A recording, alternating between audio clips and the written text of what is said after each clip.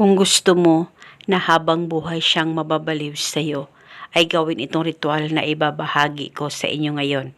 Ito ay makakatulong sa inyong dalawa ng mahal mo, lalong-lalo na kung kayong dalawa ay nagkamalabuan na sa isa't isa. Ay mas mainam na gawin mo ito pagkatapos mong mapanood ang video na ito.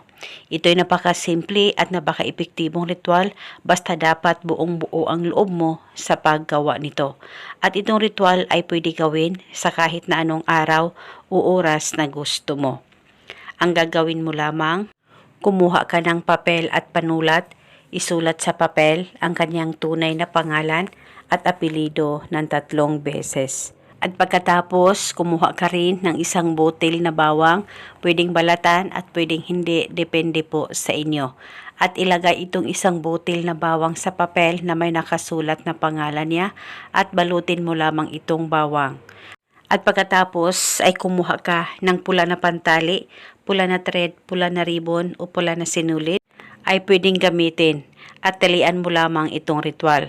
At pagkatapos mo na itong matalian ay pwede mo itong ilagay sa plastic o ziplock at dalhin kahit saan ka man magpunta.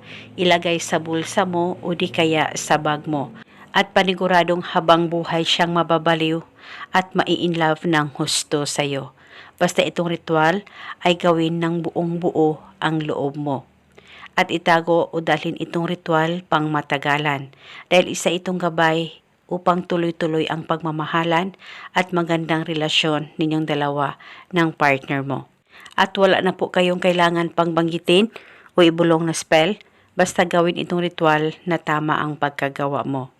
At eto muna sa ngayon, sakaling kayo ay may katanungan, mag-comment lang po kayo sa baba. Maraming salamat po sa panonood.